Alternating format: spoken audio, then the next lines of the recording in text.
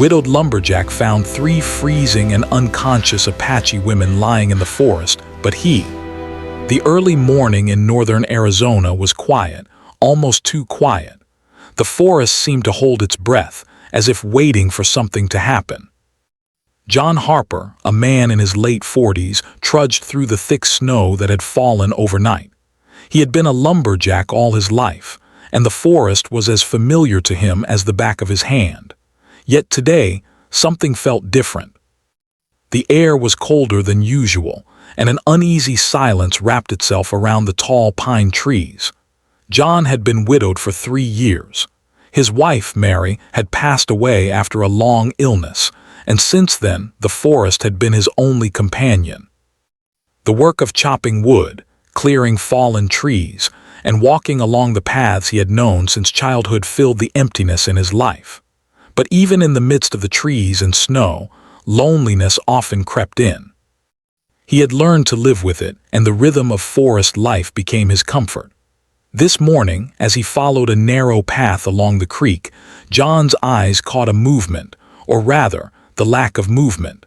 At first, he thought it was just a pile of snow-covered branches. But as he stepped closer, his heart began to race. There, lying among the snow and frost, were 3 figures. They were small, clearly women, and they were completely still. For a moment, John felt a chill run deeper than the cold outside. He feared that he might be too late. Dropping his heavy axe, he rushed forward and knelt beside the nearest figure. He could see their faces now, pale and almost lifeless, lips bluish from the cold. His mind raced. "Stay with me, please stay with me," he whispered, although he wasn't sure if they could hear him. His hands, rough and strong from years of work, gently shook the shoulders of the nearest woman. She groaned softly but didn't open her eyes. John quickly assessed the situation. The women were badly frozen and unconscious, and it was clear they had been out in the snow for hours, maybe even longer. He felt a surge of determination. He had faced dangerous storms in the forest before, but nothing had prepared him for a moment like this, when human life depended entirely on his quick action. Carefully, he lifted the first woman, holding her close to his chest to share what little warmth he could. She was light, almost fragile, and her body felt stiff from the cold. The other 2 women were even closer together, shivering violently despite being wrapped in thin, torn clothing. John took a deep breath and began lifting them one by one. It was exhausting work. His muscles burned and his hands were numb from the cold, but he refused to give up. Every second mattered. Each step back toward his cabin felt like a journey against time itself. The snow was deep, and the wind howled through the trees, making it hard to hear anything else. He imagined the worst. He did not allow himself to think about it for long. Instead, he focused on the small task in front of him, moving the women, keeping them alive. By the time he reached the cabin, his face was red and raw from the cold, and his body was soaked with snow melting on his clothes. But inside, the warmth of the cabin was a relief, and he hurried to place the women near the stove. He grabbed blankets and wrapped them carefully around their frozen bodies. He checked their breathing and pulse, and slowly he began to feel a small sense of relief. We're alive. As he worked, John noticed details about them. Their hair, dark and tangled, was frozen in icicles in some places. Their clothes were ripped and covered in frost. They were young, perhaps in their early 20s, and their small, delicate features reminded him of his late wife, Mary. A pang of sadness hit him, but he pushed it aside. There was no room for grief now. Only action mattered. He poured warm water into cups and tried to get them to drink. One of the women stirred slightly, opening her eyes a fraction. They were wide with confusion and fear. She tried to speak, but the words were a soft whisper, barely audible. John realized they did not speak English, or at least not well. He nodded gently, smiling in reassurance, and motioned for her to drink slowly. She obeyed, shaking but managing a sip. John sat back for a moment, exhausted but attentive. He looked around his cabin. It was small, simple, and smelled of wood smoke and pine. It had been his home for years, and now it felt like a sanctuary for strangers in desperate need.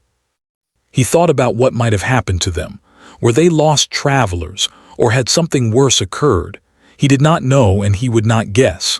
For now, he needed to focus on saving them. Hours passed. The women gradually regained consciousness, blinking at the warmth and light, unsure of where they were. John spoke to them slowly, using simple words and gestures. He pointed to the stove, to the blankets, to the water. Bit by bit, they understood that he meant no harm and that he was there to help. One of them tried to sit up, shivering violently, but John gently guided her back to the blankets. "Rest," he said softly, repeating the words several times. They did not understand fully, but the tone of his voice carried kindness. As the day went on, John became more aware of the depth of their struggle. They had likely been wandering through the forest, exposed to the freezing temperatures, with little or no food or water. Their bodies were weak, their movements slow and unsteady. John's heart ached as he thought of what they had endured. Yet, despite the fear and exhaustion in their eyes, there was a spark of life, a silent plea for help that he had answered. He worked tirelessly, feeding them small amounts of warm soup he had prepared, helping them remove icy layers of clothing, and making them comfortable on blankets spread across the floor. He found extra coats, gloves, and scarves stored in a corner of the cabin, giving them what protection he could. Slowly, the shivering subsided, replaced by the warmth of the cabin and the care he provided. By late afternoon, the women were able to sit up and lean against the wall, wrapped tightly in blankets. They did not speak much, only occasionally whispering to each other in their own language. John watched them, realizing that while he had saved them from immediate danger, they were still far from safe. He would need to find help, people who could care for them properly and understand their needs. But for now, in this small cabin surrounded by towering pines, he had provided safety and warmth, the first step in saving their lives. Sitting back in his chair, John allowed himself a quiet moment of reflection. The forest outside was darkening, the wind shaking branches against the cabin walls. Yet inside there was life, fragile and precious, and he had a role in preserving it. He thought of Mary, imagining her gentle smile and the way she would have welcomed these women without hesitation. A small, sad smile crossed his face, but it quickly turned into determination. He would do everything he could to help them survive. The night fell slowly, blanketing the forest in cold silence. The women slept lightly, comforted by the warmth of the fire and the blankets. John stayed awake for much of the night, keeping watch, making sure they were breathing, and occasionally whispering words of encouragement. He had faced storms, wild animals, and harsh winters in his life, but nothing compared to the weight of responsibility he felt for these three strangers. Every sound in the forest, an owl hooting, a branch cracking under the snow, made him alert, but he refused to let fear take hold. By the time the first light of dawn crept into the cabin, John felt a small sense of hope.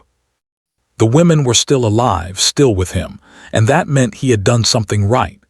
He knew the day ahead would bring new challenges, finding help, understanding their story, and ensuring they were truly safe.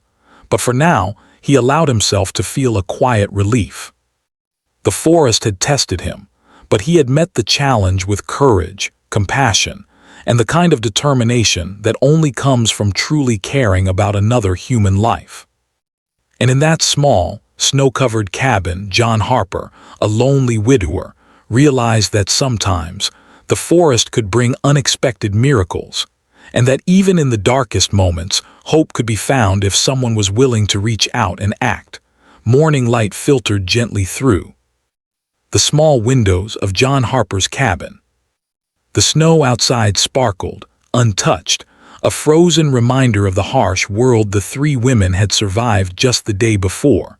John moved quietly, careful not to startle them.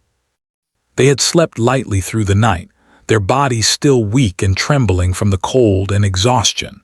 He carried a small pot of water to the stove, letting it warm for tea, hoping that a simple drink would help revive their strength.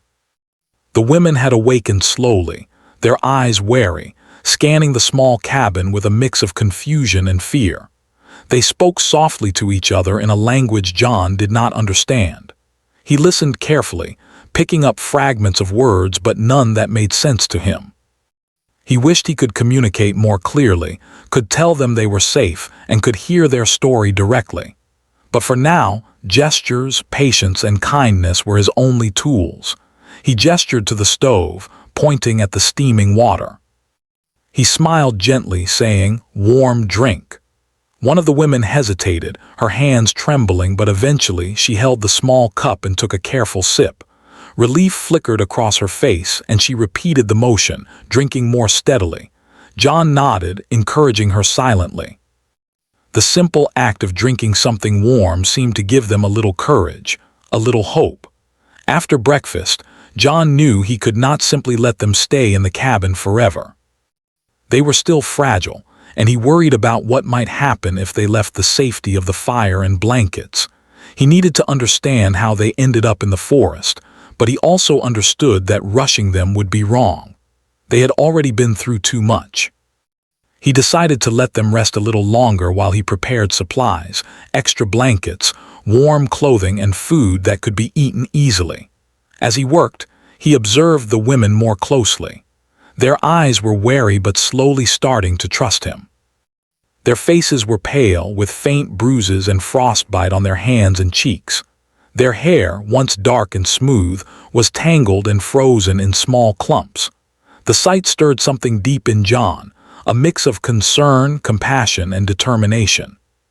He knew that helping them recover would take patience, effort, and understanding. By mid-morning, the women were able to sit more comfortably. John spoke to them slowly, pointing at various items in the cabin. "Food, eat," he said, indicating the small bowls of porridge he had prepared. They followed his gestures and ate cautiously, their movements careful, as if they were not used to being offered kindness. One of the women looked up at John, her eyes searching, and for a brief moment he felt a silent connection, a shared understanding that he was there to help. After breakfast, John suggested they move closer to the stove. He wrapped them in extra blankets and helped them sit on chairs, careful not to jostle them too much. They rested, occasionally leaning against each other for warmth. John could see the fatigue in their eyes, but he also noticed a small spark of life returning. Their breathing was steadier, and the shivering had lessened. Slowly, they began to speak softly to each other again, perhaps trying to find comfort in familiar words in an unfamiliar place. Hours passed, and John realized he needed to find a way to communicate with them more effectively. He rummaged through the cabin for a notebook and pencil, thinking he might be able to draw pictures to explain things. He sketched a simple cabin, a forest, food, water, and blankets, pointing to each drawing as he spoke. The women watched intently, nodding occasionally. One of them even smiled faintly, and John felt a small surge of hope. Communication, even in small steps, was possible. While he worked on building understanding, John also considered their health. He had learned basic first aid from years of working in the forest, and had seen enough accidents to know when someone might be in serious trouble. He examined their hands, checking for frostbite, and massaged their fingers gently to improve circulation. One of the women winced, but John continued patiently, knowing that discomfort now could prevent serious complications later. As the afternoon arrived, John decided to take them outside for a short moment. The fresh air, even though cold, might help them feel more awake. He wrapped them in extra layers and led them just outside the cabin door. The snow sparkled under the sun, and the forest looked calm, almost peaceful. The women hesitated, but with gentle encouragement they stepped into the snow. They walked slowly, one by one, leaning on John for support. Their eyes widened at the brightness and openness of the forest, clearly amazed by the frozen beauty surrounding them. During this brief walk, John observed their reactions carefully. One woman touched the snow gently, a look of wonder on her face, while another kept her hands close to her chest, wary of the cold. They were fragile, yes, but also resilient. They had survived the freezing night and harsh wilderness, and that strength was now visible in their cautious curiosity. John realized that their spirits were not completely broken. They were scared, but they were alive, and that meant they could recover. When they returned to the cabin, John helped them remove the extra layers and settle by the fire again. He offered more food and warm water, and this time they ate with less hesitation. One of them even laughed softly when the steam from her cup tickled her face. It was a small moment, but to John it felt like a victory.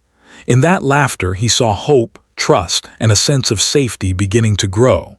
As evening approached, John reflected on what had happened. These women had faced unimaginable danger, lost in a frozen forest, exposed to the harsh wind and snow, and on the brink of death. Yet here they were, slowly regaining their strength in his small cabin. He thought about how fragile life could be and how quickly things could change. Just yesterday they might have been gone, and today they were alive because someone had acted, because someone had cared. He realized that his own life had changed as well. The loneliness that had filled his days after Mary's death seemed lighter now. Caring for these women gave him purpose, a sense of connection that he had not felt in years. He was not just a lumberjack surviving in the forest.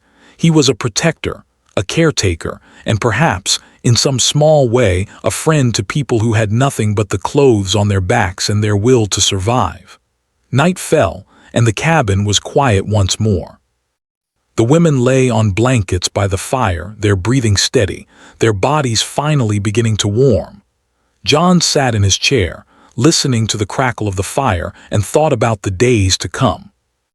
There would be challenges, communicating with them fully, understanding their story, and helping them regain real safety. But he felt ready. He had learned that even when life seemed harsh and unpredictable, courage, patience, and kindness could create small miracles. Before going to bed himself, John placed extra blankets around the women, checking each one to make sure they were comfortable. He whispered softly, "Safe, now safe," hoping that they understood, even if they did not understand the words. In the quiet of the forest, surrounded by snow and pine trees, John Harper felt a small, quiet peace. He had faced fear, danger, and uncertainty, and he had acted. And in doing so, he had made a difference, one life at a time, one small act of courage at a time. He knew that the coming days would not be easy.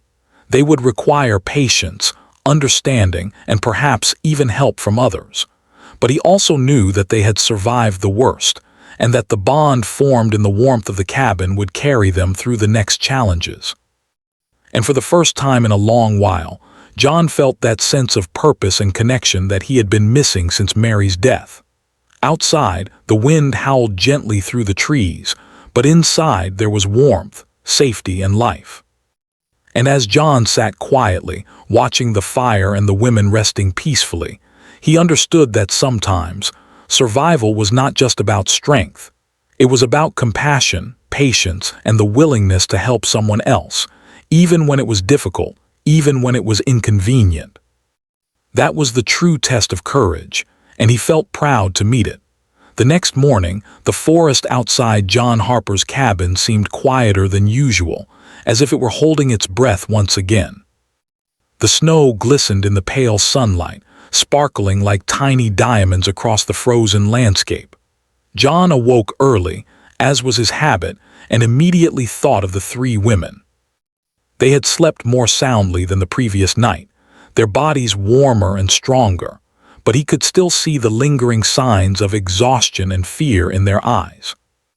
He knew that recovering from the night in the cold would take time, and he felt a deep responsibility to help them, not just survive, but regain some sense of normalcy. John moved quietly through the cabin, careful not to disturb them. He looked at each woman, sitting or lying on blankets by the fire, and noticed how fragile they still were. Their faces were still pale, and small bruises marked their skin, but there was also a quiet resilience beginning to show. Even in their silence, there was a strength born from survival. John admired it silently. He knew that the night in the freezing forest had tested their endurance in ways most people could never imagine. After tending to the fire and preparing a small breakfast of warm porridge, John began thinking about the next steps. The women needed proper care, but the cabin, while safe and warm, was not a permanent solution.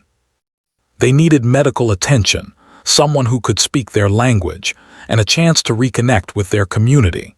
Yet, he also realized that rushing them into the outside world too soon could be dangerous. Their bodies were still weak, and the trauma of the forest might take time to process. He carefully offered breakfast, pointing to the bowls and gesturing for them to eat. At first, they hesitated, unsure if the food was safe. But hunger eventually overcame caution, and they began to eat slowly. John watched them, noting the small ways they communicated without words, eye contact, gestures, and even smiles. These tiny signals gave him hope. He realized that trust was slowly forming between them. They were beginning to understand that he meant no harm, that his sole purpose was to help them survive. After breakfast, John decided it was time to try and understand their story. He gathered paper and pencil and began drawing pictures. He sketched trees, snow, a path, and a small river. Then he drew 3 figures in the snow, pointing to them as he mimicked walking and shivering. One of the women's eyes widened with recognition, and she nodded, pointing to her own body and then to the drawings. Slowly, the pieces of their story began to emerge. They had been traveling through the forest, separated from their group, and had struggled to find shelter in the freezing cold. They had slipped on ice and wandered, trying to survive, until John had found them. As the day went on, John worked tirelessly to care for them. He helped them remove the wet, frozen clothing and replaced it with warmer layers. He gave them food and water, monitored their health, and encouraged them to rest by the fire. The women began to relax, sitting closer to the warmth, occasionally glancing at John with curiosity and gratitude. Though they could not yet speak much English, their gestures, expressions, and small words conveyed their appreciation. John felt a sense of relief. The first step, keeping them alive, had been successful. Now he needed to focus on helping them heal. By mid-afternoon, John decided to teach them a few basic words. He spoke slowly and clearly, pointing to objects around the cabin. Water, eat, warm, safe. They repeated after him, their voices soft and hesitant. It was a slow process, but each successful word brought a small smile to their faces. Communication, even in its simplest form, created a connection that words alone could not achieve. For the first time, the women were able to express their needs directly, asking for water or blankets without relying solely on gestures. While they practiced speaking, John reflected on the enormity of what had happened. He realized that their survival had not been guaranteed. One more hour in the forest, one misstep on the ice, and the outcome could have been tragic. Yet they had endured. They had clung to life despite the cold, fear, and exhaustion. And now, in the warmth of his cabin, they were beginning to recover. He felt a deep sense of pride, not in himself, but in their resilience. They had survived the impossible. As evening approached, John thought carefully about the next step, contacting someone who could help them more fully. He had limited connections in the small town nearby, but he knew there were local volunteers and medics who could assist. However, he worried about the women's comfort and trust. They were still weak, still frightened, and he knew that sudden changes could overwhelm them. Patience was essential. He needed to prepare them gently for the next phase, allowing them to feel safe and supported before taking them into the wider world. He spent the evening helping them clean up and settle by the fire. One of the women had a small cut on her hand, and John carefully cleaned and bandaged it, explaining each step with gentle gestures and repeated words. "Clean, safe, better." She nodded, watching him closely, and for a moment the fear in her eyes seemed to ease. The other two women observed quietly, leaning on each other for comfort. John understood that this shared experience had brought them together, creating a bond of survival and trust that was slowly extending to him as well. As night fell, John reflected on the day. He realized that helping them was more than just providing warmth and food. It was about understanding, patience, and creating a safe environment where they could regain confidence in the world around them. They had experienced extreme fear, and rebuilding their trust would take time, but he was determined. He would not rush them. He would allow them to heal at their own pace, knowing that every small step forward was a victory. Outside, the forest was quiet, blanketed in snow and illuminated by moonlight. Inside, the cabin was warm, filled with the soft crackle of the fire and the gentle movements of the women as they rested. John sat in his chair, watching over them, feeling a quiet sense of satisfaction. He had acted without hesitation when he found them, and now he was guiding them through the slow process of recovery. The experience reminded him of the strength and fragility of life, and of the difference one person could make by simply choosing to act with compassion. During the night, John woke occasionally to check on them. One woman had rolled slightly in her sleep, shivering, and he gently adjusted the blanket around her. Another murmured softly, and he reached out, reassuring her with a gentle touch and a quiet word. Safe, warm. These small acts of care, repeated over hours, were what would help them rebuild trust and begin to feel secure in the world again. By the following morning, the women were noticeably stronger. They could sit more steadily by the fire, eat more confidently, and respond to simple instructions. John noticed small changes, a brighter expression, a lighter tone in their voices, a willingness to explore the cabin and its surroundings. Each small improvement felt monumental. He realized that survival was only the first step. Recovery required patience, attention, and respect for the women's pace. John began planning the next steps carefully. He would need to find someone who could communicate with them fully, provide medical care, and help them return safely to their community. He thought about the town nearby, about volunteers and local authorities, and about how best to introduce the women to people who could help without frightening them. Preparation, he knew, was as important as action. If he rushed, it could undo all the progress they had made so far. As the day wore on, the women seemed more at ease. They moved with more confidence, laughed softly at small jokes John made, and began to interact with each other more freely. The bond of shared experience was visible in their gestures and glances. John felt a deep sense of gratitude. Though he had found them in a moment of crisis, he realized that their survival and healing also enriched his own life. He had found purpose, connection, and a renewed sense of hope in the most unexpected circumstances. By evening, John prepared a small meal and encouraged them to eat together. He watched as they shared food, and though the words were few, the sense of community was strong. He realized that trust was growing, slowly but surely. The women were beginning to see him not just as a stranger who saved them, but as a caretaker and a friend. And that trust, he knew, would be essential for the next stage of their journey. As night fell once more, the cabin was quiet, warm, and safe. John sat back, feeling the weight of the past few days but also the satisfaction of knowing he had done everything possible to help them. The forest outside was silent, yet inside, life thrived, fragile, tentative, but real. He understood that the challenges were far from over, but he also knew that they had survived the worst. Together, they could face the days ahead with courage, patience, and hope. The following morning, the forest outside John Harper's cabin was covered in a thin layer of frost, glittering as the sun slowly rose. Inside the cabin, The atmosphere was warmer, brighter, and filled with cautious energy. The three women were awake earlier than usual, sitting near the fire and stretching their stiff limbs. The warmth had returned to their bodies, but they still moved carefully, aware that their strength was not fully restored. John watched them with quiet pride. Each small movement, each tentative smile, each whisper of conversation felt like proof that they were healing, slowly but surely. John knew that the next step would be the most challenging yet.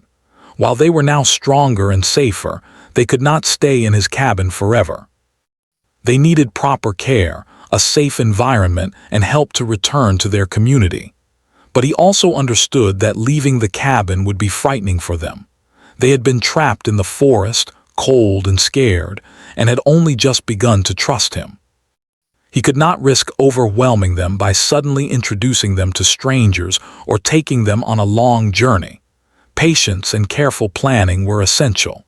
He began the day with breakfast, offering warm porridge and tea. The women ate quietly but with more confidence than before.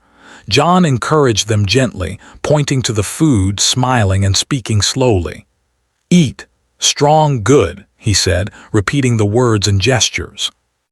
The women responded in their own way, nodding, smiling faintly, and occasionally pointing to the food themselves. These small gestures showed progress. Trust, he realized, was growing stronger, and communication, even imperfect, was beginning to bridge the gap between them. After breakfast, John decided to take a careful walk with the women near the cabin. Not far, just enough to give them a sense of the outside world without exposing them to danger.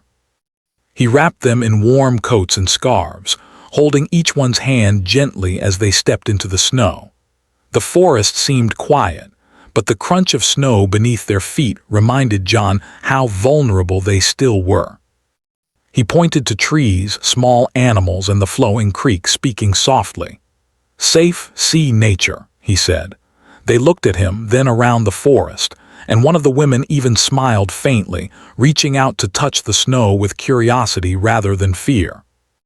During the walk, John noticed subtle signs that they were gaining confidence. They began to move more independently, leaning less on him and glancing at the surroundings with a cautious sense of curiosity. One of the women pointed at a bird in the trees and made a soft sound, her voice filled with wonder.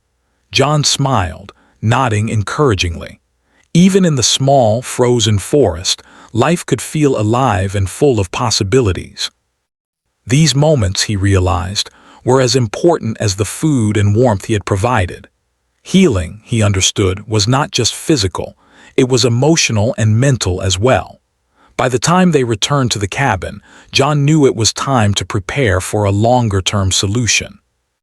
He had made contact with a volunteer organization in the nearby town, a group that helped travelers and people in emergency situations. They were willing to come and assist, but John needed to ensure the women were ready for the journey. He explained, using gestures and the few words they had learned, that people would come to help them, that they would be safe, and that they would not be alone. The women looked at him with a mix of uncertainty and trust, and he felt a surge of hope. As the day progressed, John focused on helping the women regain more physical strength. He encouraged them to move, stretch, and practice walking short distances inside the cabin. Their bodies were still recovering from the freezing night in the forest, and careful exercise was necessary. He demonstrated each movement, encouraging them to follow along. The women copied him cautiously at first, then with growing confidence. He could see their muscles growing stronger, their movements more fluid, and their spirits brighter. While they worked on their physical recovery, John also paid attention to their emotional well-being. He spoke softly, offering reassurance and comfort when they hesitated or seemed fearful. "Safe, warm, good," he repeated, pointing to the fire, blankets, and food. The women responded with small nods, and one even reached out to touch his hand briefly, a gesture of gratitude and trust. John felt a deep warmth in his heart. The bond they were forming was becoming real, rooted in survival, care, and shared experience. Later in the afternoon, John helped the women prepare for the arrival of the volunteers. He explained as best as he could what would happen, that people would come, that they would speak their language, and that they would help them travel safely. The women listened intently, some of them nodding, others looking nervous. John held their hands, offering quiet encouragement. He understood that change could be frightening, especially after the trauma they had endured. Patience, he reminded himself, was as important as action. When the volunteers finally arrived, John guided them carefully through introductions. The women were hesitant at first, but the volunteers spoke softly, using gestures and gentle words to create a sense of comfort. They offered warm drinks, blankets, and reassurance. Slowly, the women began to relax, responding with nods, small smiles, and quiet words. John stayed close, making sure they felt safe, but also allowing them to begin trusting others. This was a critical moment, and he handled it with care and attention. The volunteers conducted a brief medical check, ensuring that the women were healthy enough for travel. Minor cuts and frostbite were treated, and recommendations were made for ongoing care. The women were cooperative, their fear replaced by cautious trust in the helpers around them. John felt a deep sense of relief. The work he had done over the past days had prepared them for this moment, and now they were ready to take the next step toward full recovery. Before leaving, John spoke to the women one last time, using the few words they could understand. "Safe, now strong, go," he said, pointing to the volunteers and smiling gently. The women looked at him, their eyes shining with gratitude, and nodded. One of them whispered something softly, and though he did not understand the words, the tone carried warmth and thanks. John felt a lump in his throat. He realized that even brief acts of kindness, extended in moments of need, could leave lasting impacts. As the volunteers led the women to their transport, John watched quietly, feeling a mixture of pride and sadness. He had grown attached to them in a very short time, caring for them through fear, exhaustion, and recovery. Yet he also understood that this was not the end of their story. They were moving on, towards safety, healing, and reunion with their community. He had played a small but critical role in their journey, and he felt deeply satisfied knowing that he had acted when it mattered most. After they left, John returned to his cabin, sitting quietly by the fire. The forest outside was still, bathed in the soft light of late afternoon. He reflected on the events of the past days, the fear, the struggle, the small victories, and the bonds formed. He realized that true courage was not only about facing danger, but also about offering care, compassion, and patience when someone needed it most. The women's survival had been a shared effort, a combination of their resilience and his willingness to act. The evening was calm, and John allowed himself a moment of quiet reflection. Though he would not see the women again for some time, he knew that their lives had changed, just as his had. The experience had reminded him of the power of empathy, of human connection, and of the difference one person could make in the lives of others. Even in the coldest, most challenging moments, kindness and courage could create lasting change. As night fell, John prepared for his own rest, feeling a sense of closure for this chapter. The forest was quiet, the fire crackled softly, and the cabin was warm. He knew that tomorrow would bring new work, new challenges, and the routine of life in the forest. But he also knew that the past days had shown him something profound. That even in isolation, even in sorrow and hardship, it was possible to touch lives, to save lives, and to make a difference. And as he drifted to sleep, John Harper carried with him a quiet, lasting sense of fulfillment. The three women were safe, stronger, and on their way to recovery. The forest, once a place of solitude and sorrow, had become a place of courage, resilience, and hope. And in the stillness of the night, he understood that even small acts of compassion could create ripples that stretch far beyond the moment, leaving a legacy of care, trust, and humanity. The days that followed the women's departure were quiet, almost unusually so for John. Harper's cabin. The fire burned steadily. The familiar smell of pine and wood smoke filled the small room, and the forest outside remained still under a fresh blanket of snow.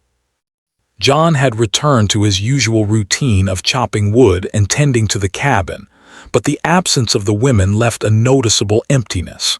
Their laughter, even when soft and hesitant, and their quiet murmurs were now gone.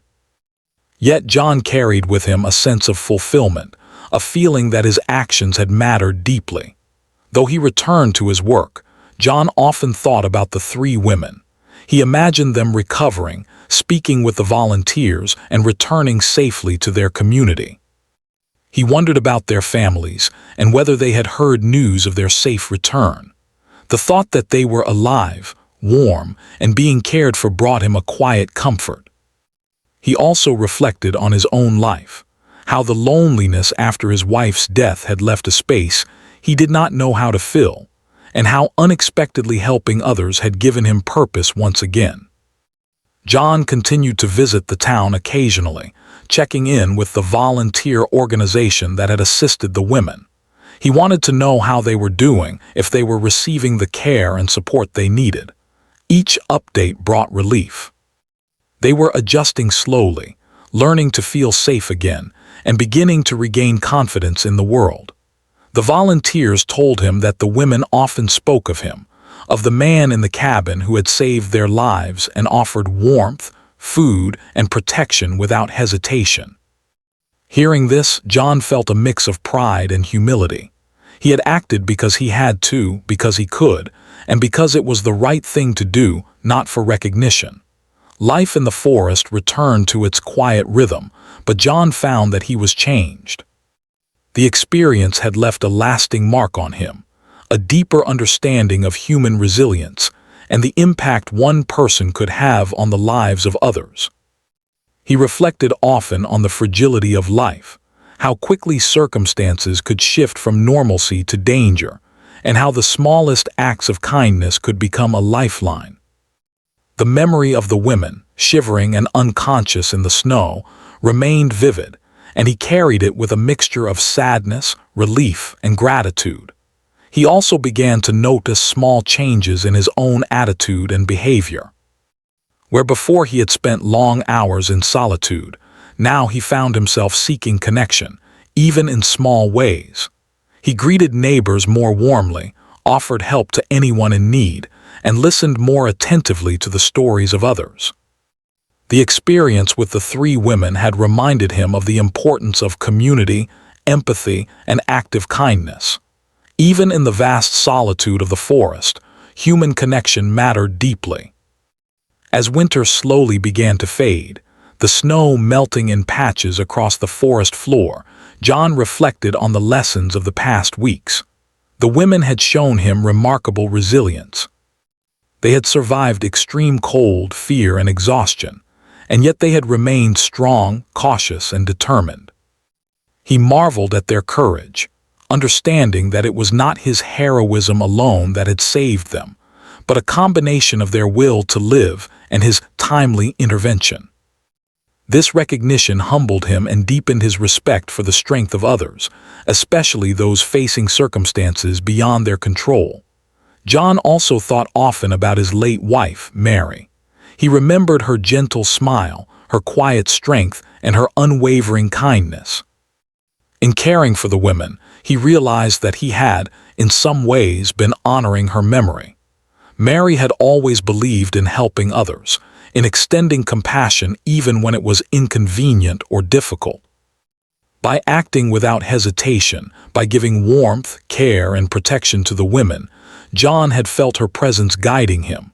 It was a comforting thought, a reminder that even in grief, one could find purpose and connection through acts of kindness. As spring approached, John began to rebuild parts of his cabin that had been worn by the long winter. He cleared debris, repaired the roof, and stacked wood for the coming months. Yet, even in these simple tasks, his mind often wandered to the women.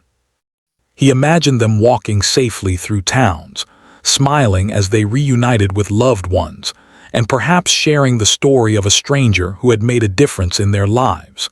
These thoughts filled him with warmth and a quiet sense of accomplishment. Occasionally, John received letters or messages from the volunteers. They contained updates on the women's progress, small notes of gratitude, and sometimes photographs showing their recovery. Seeing their faces smiling, healthy and warm, gave him a profound sense of relief.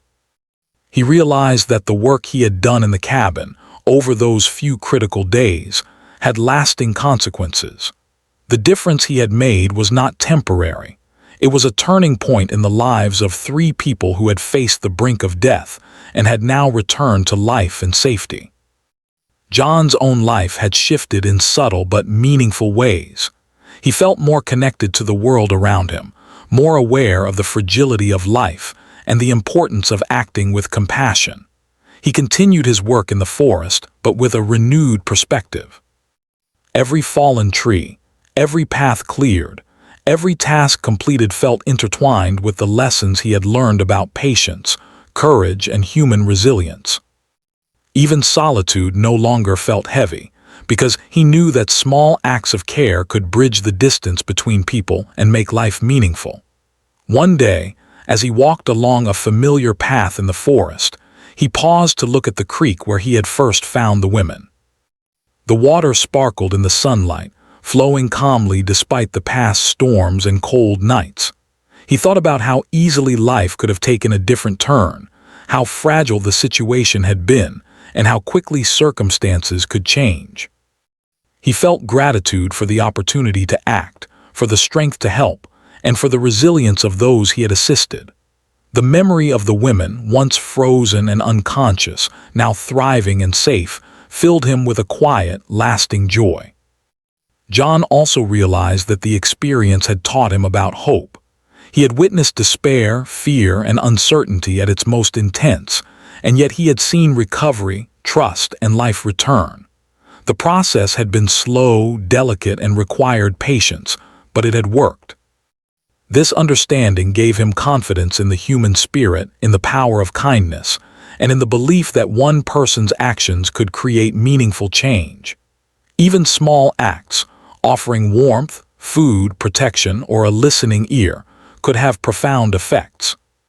In the months that followed, John continued to live in his cabin, working in the forest, chopping wood, and maintaining his home. But he often reflected on the story of the 3 women, telling it quietly to neighbors or friends who visited, not seeking praise, but sharing the lesson of compassion and courage. He emphasized how important it was to act when someone was in need, to recognize moments where help could make a life-or-death difference. His story became an example, a reminder of humanity's potential to make a positive impact, even in the most unexpected situations. One evening, as the sun set over the forest, casting a golden glow across the snow-covered trees, John sat by the fire in his cabin. He thought about the journey of the women, their struggle, their fear, their gradual recovery, and the bond that had formed in those critical days. He realized that their story was also a part of his own, shaping him, teaching him, and reminding him that life's value was measured not only in survival but in the care we show to others. Though the forest remained vast and quiet, John no longer felt alone. He had discovered a renewed sense of purpose and connection. The women's survival was a testament to human resilience, courage, and the power of compassion. It was a story that would remain with him forever, a guiding memory of how small acts of kindness could have enormous, lasting consequences. And as night fell, the cabin warm and quiet, John Harper felt a deep sense of peace. The forest outside continued its endless rhythm, indifferent to human struggles yet silently witnessing them. He understood that while life was fragile, hope and kindness could endure. The women were safe, thriving, and returning to their community. And he, a widowed lumberjack living alone in the forest, had played a role in their survival.